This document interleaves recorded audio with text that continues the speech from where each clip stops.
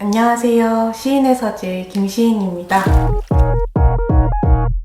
오늘은 제가 최근에 본 영화 이야기를 하려고 하는데요. 그 영화 제목은 올드가드입니다.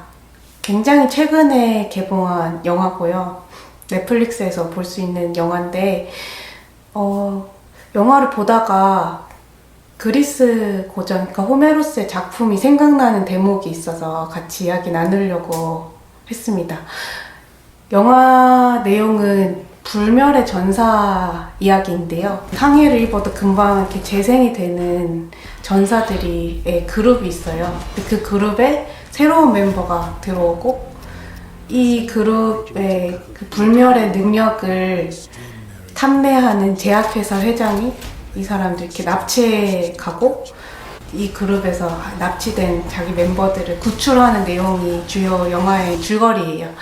근데 이 영화에 보면 불멸하다 보니까 굉장히 오래 산 캐릭터들이 이렇게 설정들이 있는데 제일 그 새로운 멤버 말고 제일 젊은 분이 1812년에 나폴레옹이랑 전투를 하다가 사망했다는 분이 계시고 또 다른 두 분은 십자군 전쟁 때 서로 이렇게 싸우다가 사망을 했는데 다시 부활한 케이스로 나오는데 이 그룹의 리더격인 그 앤디라는 캐릭터는 언제 죽었는지도 이제 막 횟수를 헤아릴 수 없을 만큼 과거에 죽었다 부활한 사람으로 나와요.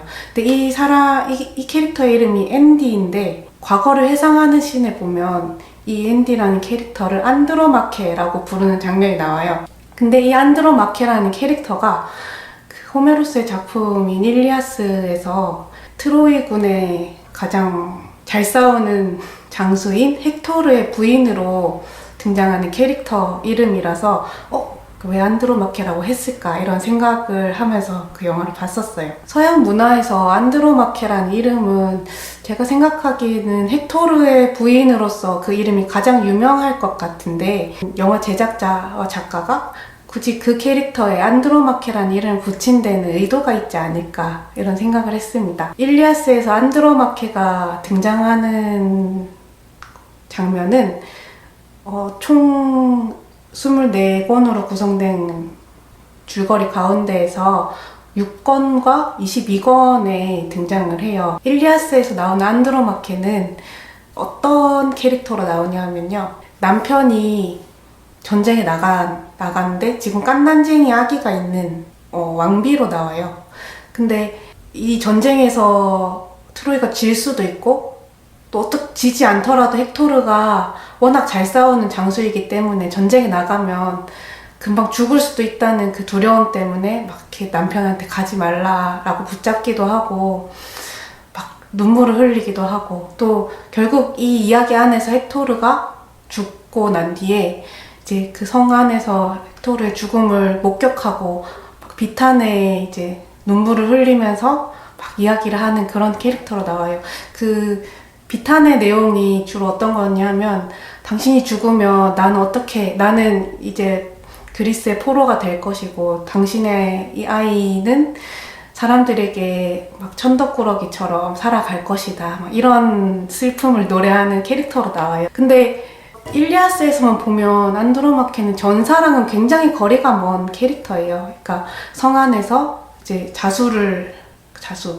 옷감을 짜면서 남편이 승리해서 돌아와야 될 텐데 이렇게 바라기만 하는 어떤 되게 여성적인 캐릭터로 나오는데 이 캐릭터가 이 영화에서는 가장 잘 싸우고 가장 오래 살아남았고 이 불멸자 전사 그룹을 이끌고 통솔하는 리더십 있는 캐릭터로 나오는 게 어떻게 보면 좀 이 이야기와는 안 맞다라는 생각이 들 수도 있어요. 근데 왜 그렇게 했을까 생각을 해보면 시청자에게 상상의 여지를 남겨주는 게 아닐까 하는 생각을 했는데요. 일리아스 이야기에서는 안드로마케가 결국 어떻게 되었다라는 내용은 전혀 나오지 않아요. 근데 한번 상상을 해볼 수 있을 것 같아요. 정말 그런 전쟁이 있었고 안드로마케라는 사람이 옛날에 살았다면 그 당시에 그 트로이의 성 안에 살고 있었다면 근데 어떻게 그 사람이 살아남았을까 이런 상상을 한번 해보았는데요. 결국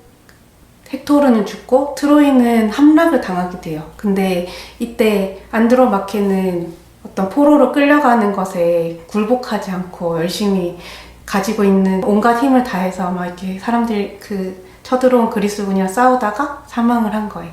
근데 그때 부활을 한 게 아닐까. 저는 그렇게 한번 상상을 해봤습니다.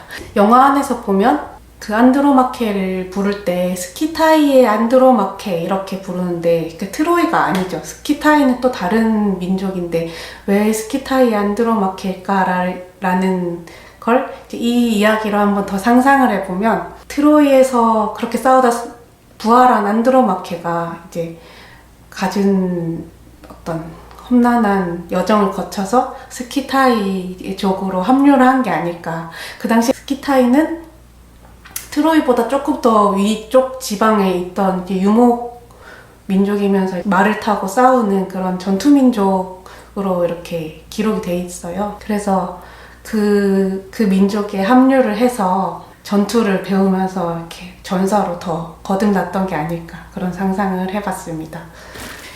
이렇게 영화에서 보면 고전에 나오는 캐릭터나 스토리나 어떤 상징들을 모티프로 가지고 와서 사용하는 경우가 종종 있는 것 같아요. 그래서 이런 걸 모르고 본다고 재미가 떨어지는 건 아닌 것 같아요. 그래도 액션은 재밌고 스토리도 흥미진진한데 그치만 이런 디테일한 설정의 배경이 되는 이야기들을 알고 보면 작가가 어떤 의도를 했을까? 저처럼 이런 막 상상의 나래를 펼칠 수 있는 재미가 또 있는 것 같습니다.